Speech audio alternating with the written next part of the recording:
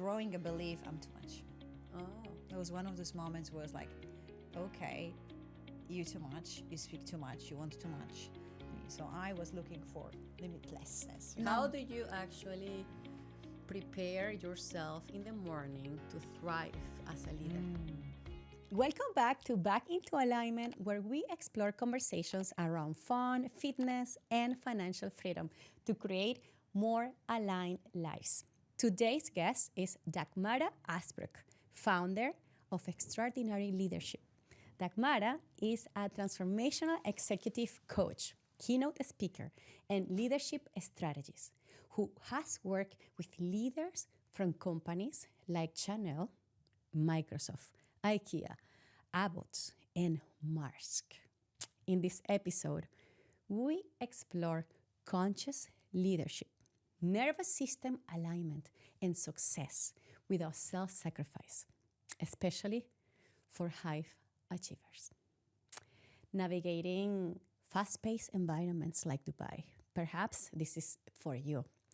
We also dive into Dagmara's personal journey of learning to speak her truth instead of feeling too much, and how she transformed that too much into purpose, impact, and the work she now shares through the Extraordinary Leadership. That, by the way, she also has a podcast. This conversation is powerful, honest, and deeply relevant for people like you, for entrepreneurs, executives, and anyone looking to lead with more authenticity and alignment. Remember to subscribe and like this episode so we can continue spreading Back into Alignment podcast. Well, so excited to have you here, Dagmara. How are you and how are you enjoying this season? Oh, so thank you very much for having me here. I'm glad that we made it on such a short notice. Well, it's a season to embrace, isn't it? It's an interesting season. Yeah. That is, I think, helping us to lean inwards and also recalibrate whenever we need to recalibrate to rise. Yes, yes. I'm excited to have a woman that works on leadership because nowadays we notice that the world is being ruled by a lot of masculinity. And it's important to infuse femininity in the progression of our humanity because as a woman, we are creators. And as creators, we have compassion, and we're missing that part a lot in leadership now. As we see it globally, we are passing through a crisis.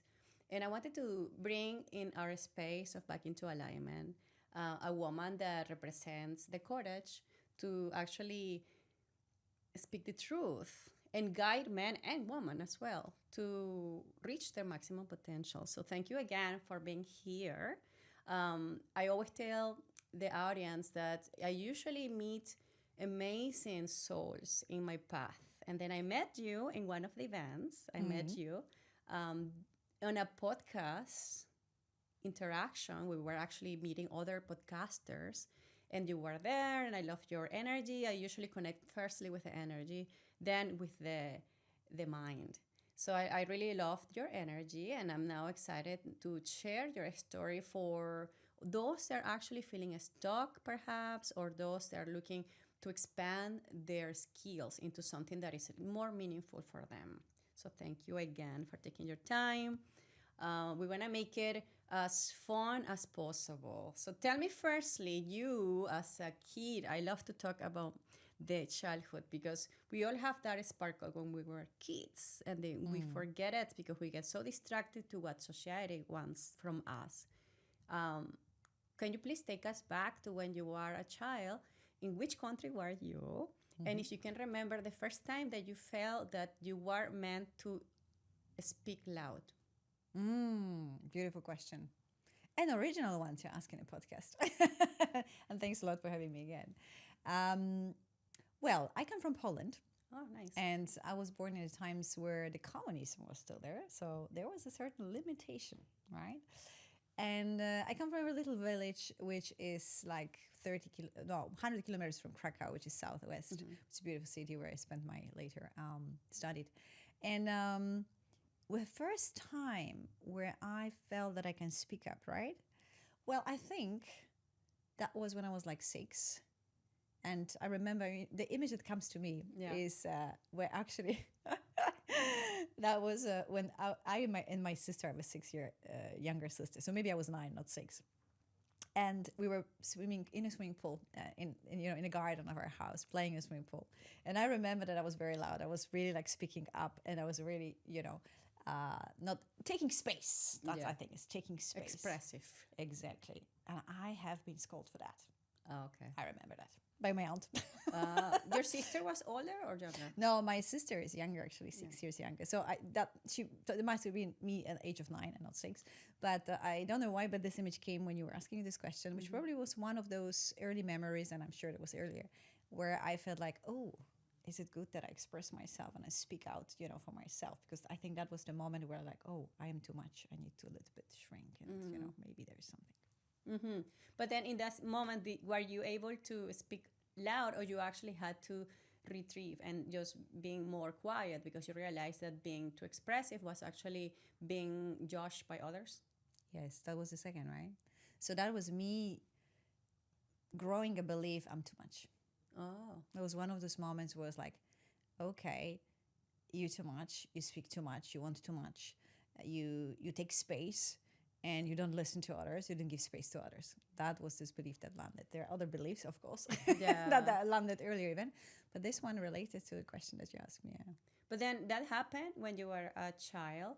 And then how did that moment move you to be now in the other side where you're actually leading and people are following your methodology and you're creating these changes? So how did the transformation happen? Wow, that's a beautiful question. It's this path, right? So I think at first, I've been unconsciously living with that belief until a certain age, like age of mid-30s. And, I was moving through my career. I left Poland because I always dreamt about, working and living outside of Poland. So I moved to Germany, where my aunt was actually living because she was my greatest hero in the childhood, right? And it was opening possibilities, right? Remember, I came from a communistic limitation, and I went actually through several operations as a kid that also physically limited me. So I was looking for limitlessness, right? For potential expansion. And that's what I first found in being outside and being in Germany, actually, and working in, corporate world. That was my dream as a young 9-year-old. And in that phase, I think living with that unconscious beliefs, I was still bold. So I was ever perceived, as courageous and confident on the outside. But that doesn't mean that I felt always, confident on the inside of myself, right? Or I trusted my instinct, my guts, my knowing. I didn't for a long time. So obviously at some stage it became a challenge. Or, universe always brings us to discover that. So for me, it was middle of 30s where there were challenges in leadership, actually, that I experienced with my team. Things were not where I wanted it to be. There was a gap between a vision and reality. And I, that time, leaned inwards. I leaned for the first time into coaching. And that has opened me up another dimension of understanding of myself just 10 years ago, which, I for the first time understood why I think certain way, why I act certain way, why I lead or trust or don't trust, and why I don't trust myself fully, right? Or why I maybe sometimes make myself smaller in some rooms and sometimes bigger. So I was like actually on two extremes. I was not in alignment. Yeah. I was on two extremes. So I was not always the shy one. No, that didn't come this way. For me, it was either, proving myself, right? That I am enough, or that I am, that was another belief I was running on. Or sometimes holding myself back. So that's how it manifested, right? That's how it showed up. And so when I 10 years ago started my journey, I'm 10 years in. So it started to, peeling the onion and understanding myself on the inside and transforming all of these limitations that we all carry and have has been transformational for me, because that was bringing me back to alignment, bringing me back to the source, bringing me back to knowing who I am, and also more trusting my instinct, trusting myself more. And so is it a specific event that you would say this was a pivotal moment that girl that had to be a little bit smaller and it was too much, considered too much, that precise moment, event, tragedy, anything that happened to you that you can actually pinpoint that changed the way to actually act? You mean the moment of shift? Yes. What was it? Oh, there were probably several. Can I pinpoint it to one? Let me think. Because I think in my journey, that has not been like this one aha, just because our life is so complex. I was not working only on this one, right? I was first working on feeling enough within myself. That was my first pillar, right? And was there a moment of shifts? I now don't remember the click because honestly speaking, it has been like growing and raising. For me, the most transformational part was when I was in the clicks, and many clicks happen when I was in coaching education, which I very soon after the first coaching pursued. So that for me has been the first shift because I've been learning about myself. I've been discovering those patterns. I've been releasing them. And then I've been coming to this trusted space. Okay, I don't need to do, proof. I'm enough as I am. And wow, that's transformed how I see others and how I lead others and which questions I ask. So that for me was that shift. That was not the one evening, but that was in that season. Yeah, that was in that season. Yeah. Exactly. This episode is brought to you by Reyuf, your go-to for tools that support health, energy, and performance. Today, we're talking about the compression boots, perfect for fast muscle recovery and lymphatic drainage. These boots gently compress and release your legs to boost circulation, flush out lactic acid, and reduce soreness. You can learn more about this in the website, and also remember that we have a special code for a special discount. And through that season, then I can actually ask you something that it could be a little bit more specific. It's like during that season, who was next to you that was actually supporting you and elevating your journey? Absolutely. Yes. I was in a coaching education program, which was basically guided by two fantastic coaches. And so there were the people to support me. So I would never, and before I had already first coach, experience. So I would never be able to get to that awareness and shifts without their support, right? And of course, in this program, we had more people together, right? So also walking the path together. So I think all of this is such a beautiful and a needed space that we need. We need a coach and we need a peer group sometimes as well, others to work with. And that kind of, Yeah, so you remember two coaches that were there next to you, supporting you, holding the space.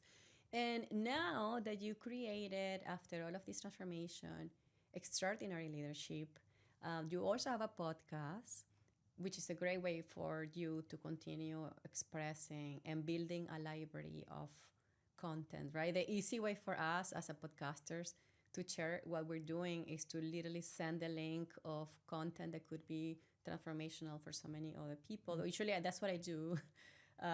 So I wanted to know about what was the birth of extraordinary leadership like, and where do you see this year? How is this year for your business? The birth of extraordinary leadership was 4.5 years ago. That was the time of transitioning from a corporate world to starting my business, which is exactly the same name. So I'm not talking about podcast birth, but about company birth. Okay. Extraordinary leadership passed through COVID.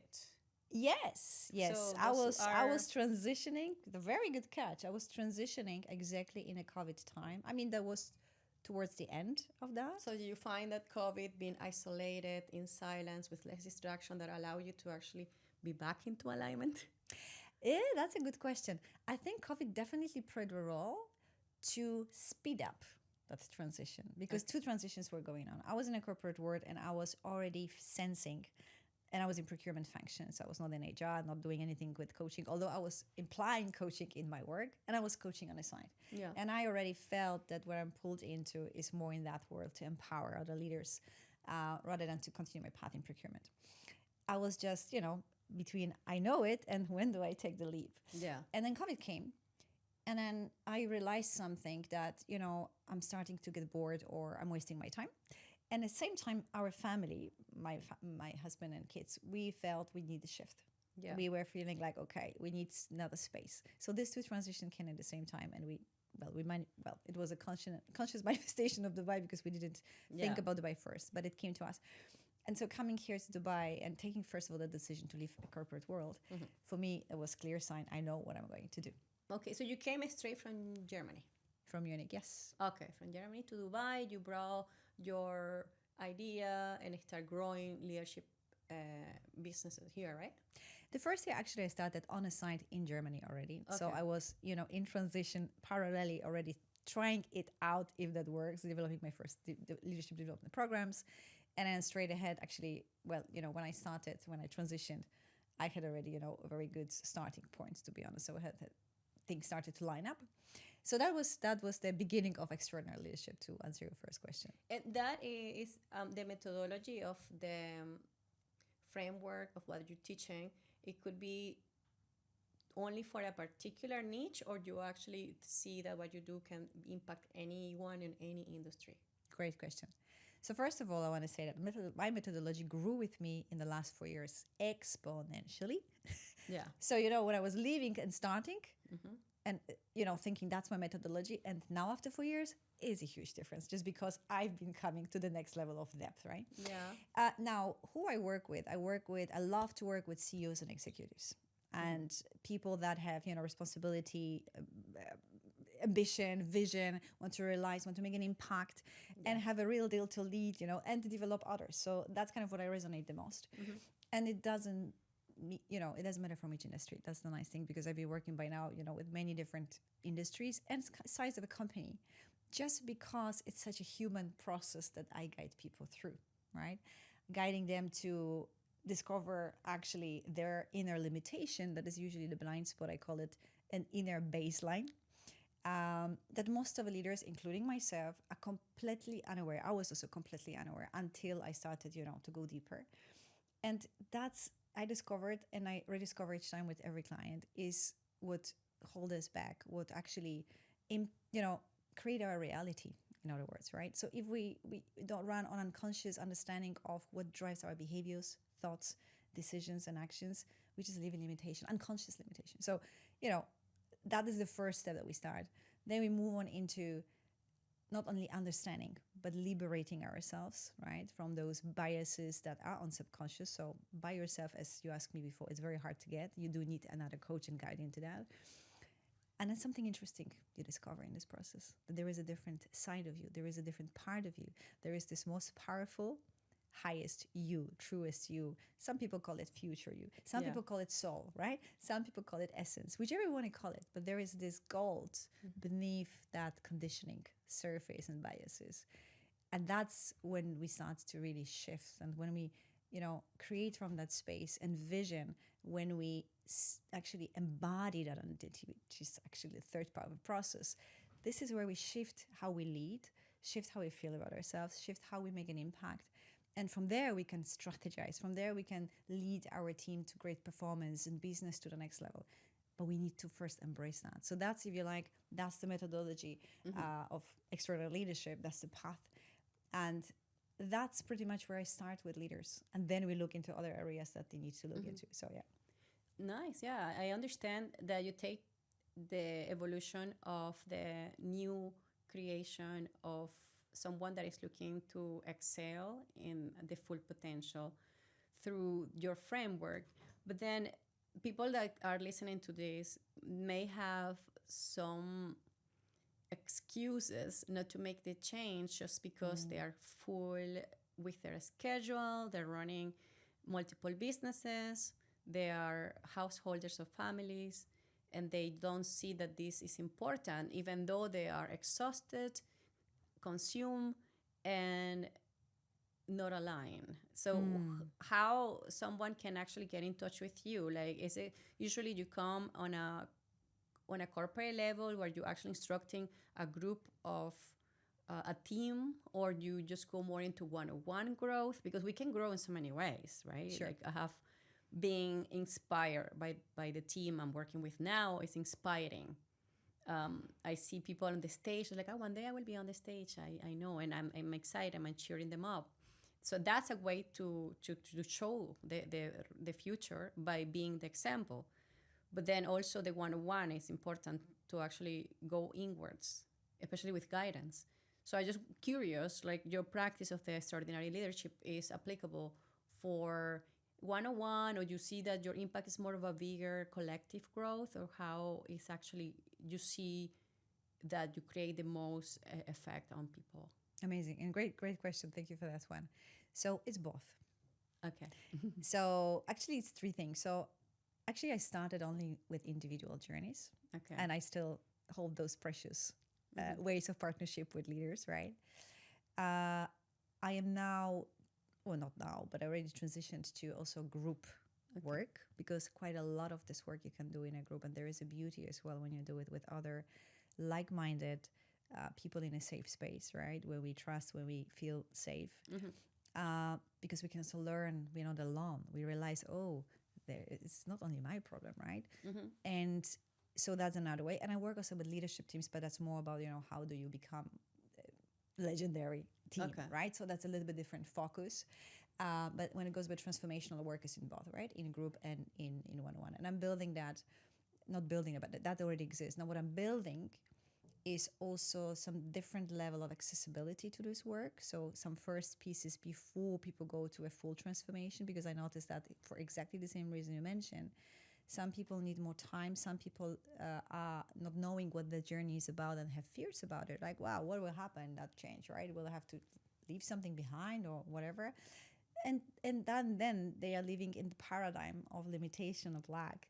I don't have time. I don't have money. I will do it when I have everything, right? And it never happens, right? Because this is how our mind keeps us in being the same place.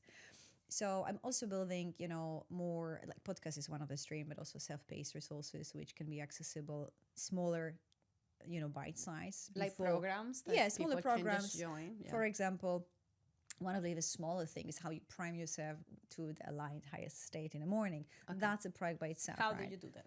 Yes, exactly. Tell so there me. is. Tell me, How do I'm you do that? curious. Oh, how do you do that? Well, there is a sequence. There's a protocol. There is a program for it. Well, I usually do 3 things. Okay. No. How do you actually prepare yourself in the morning to thrive as a leader? Great question. And that's what my program is all about, the first thing. So if you listen, there is something for you. So 3 steps. Morning, of course, is the most potent. And this is, everybody knows, how we use the morning is how we reflect today. So for me, it's about 3 things. First, about presence. And I notice is more and more how important it is getting towards being present with yourself. It can be as simple as just breathing and noticing the breath.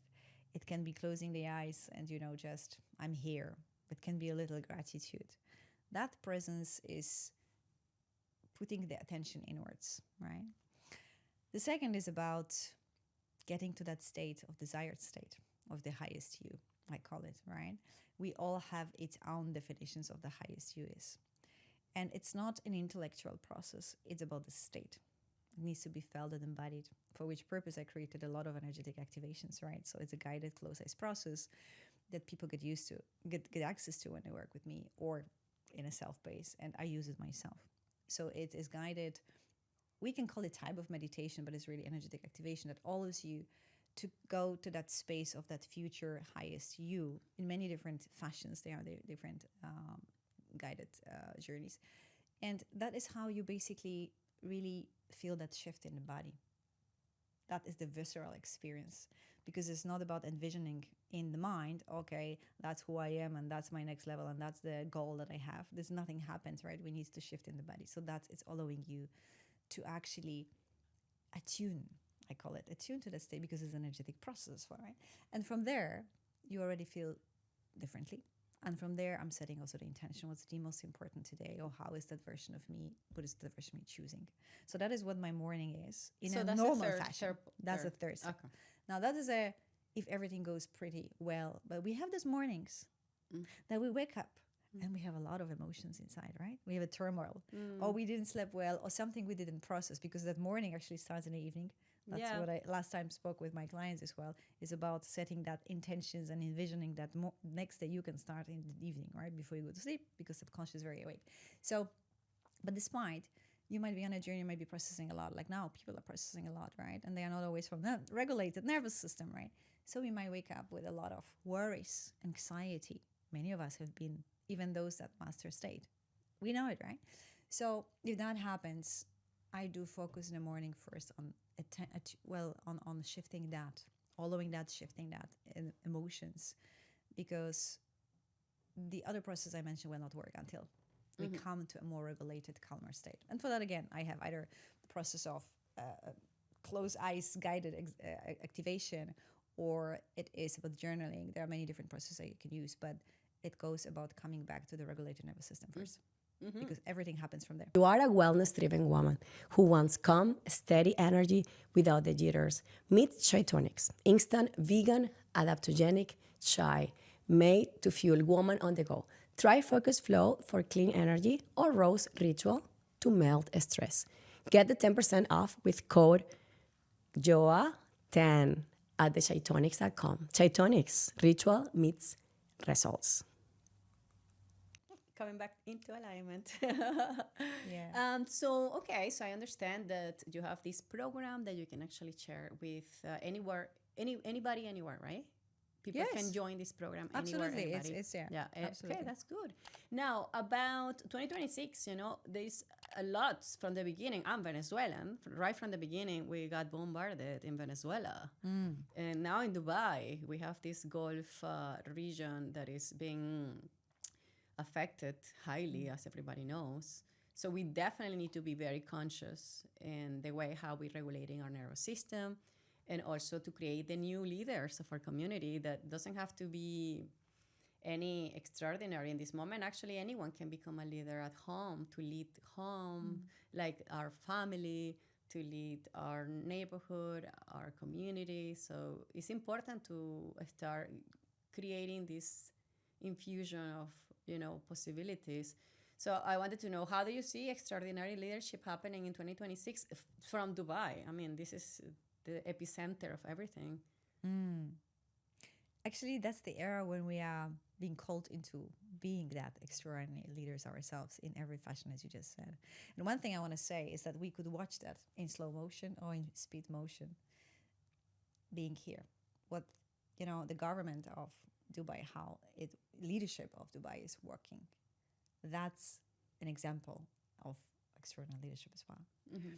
Because the calmness, the contentment, the regulation, the conviction in the vision, right?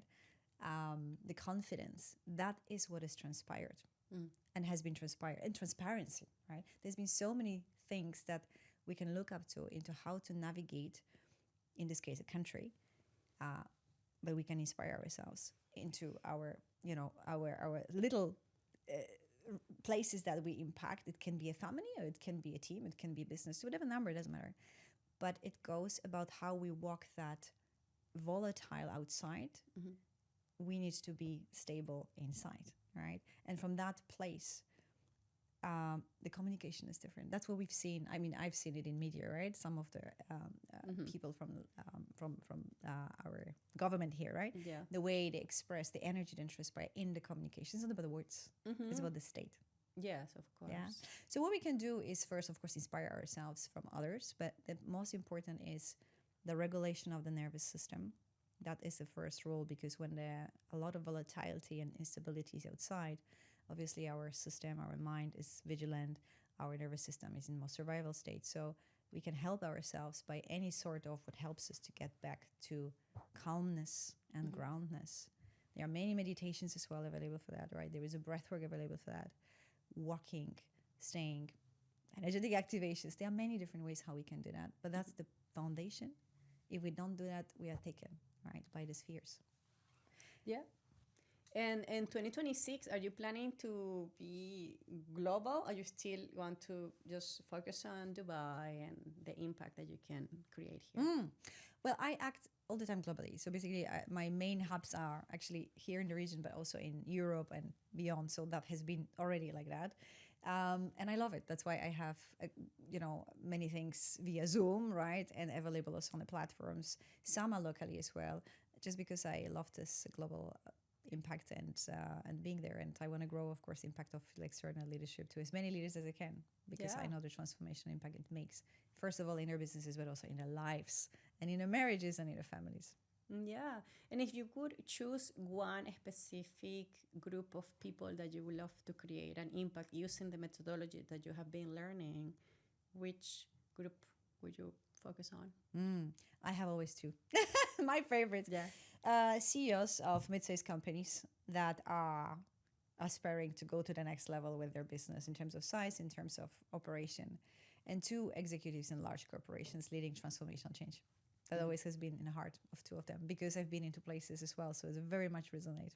So it always comes from a place of leadership and a place of, impact in the organization, which is all about growing yourself and stepping into that highest you, because you cannot be really a legacy leader or extraordinary leader if you don't embrace that journey. Yeah. And you want to be the role model too. And as we are almost about to complete our podcast, I wanted to actually understand a little bit of when you say that 80% of leadership comes from the inside and 20% from the strategies that we actually create. Could you tell us about how you actually create this 80-20 rule with your actions, so we can actually visualize and embody this energy? That's an important, we can have a whole conversation. So to keep it short, I think first is to understand what the 80% insight means. It can be so, wobbly to understand what it means. And it took me some time to really get to the essence, how to explain it to people. And basically it's about three things. It's about identity. So how do you see yourself? What's your self-image on a subconscious level? It's about your state.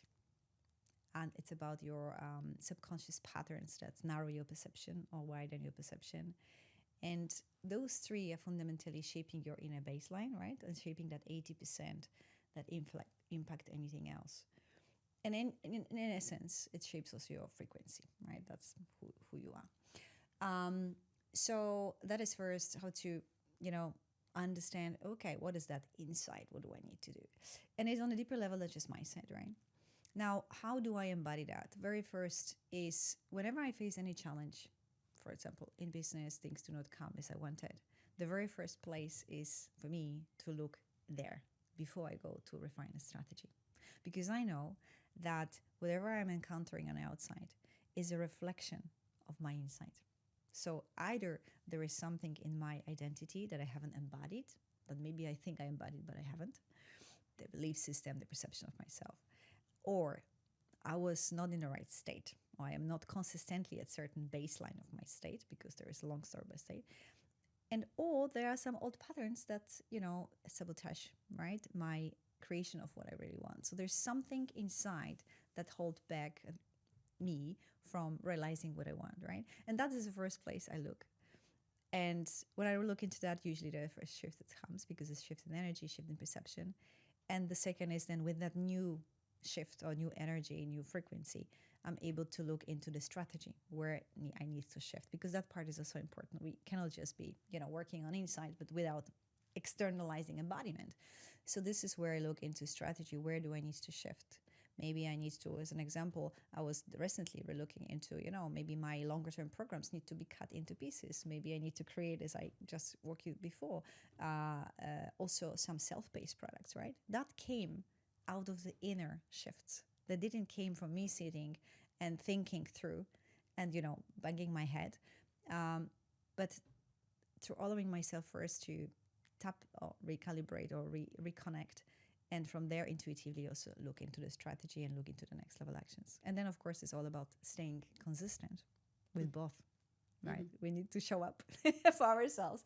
That is why my days also are in this way actually constructed. I would wish to say 80% is my inner work and 20% my action. It's not like that in my days yet, in terms of how I divide my day. But because actually it doesn't need to be. This is the interesting part. The inner part shifts and creates you in flow and puts you in productivity mode, that the actions that you take from a different energy and from different speed as well. So that's how I embody that or embrace that. Yes, well, thank you so much for your knowledge and your stories about how you have become who you are now, and the inspiration for all of us.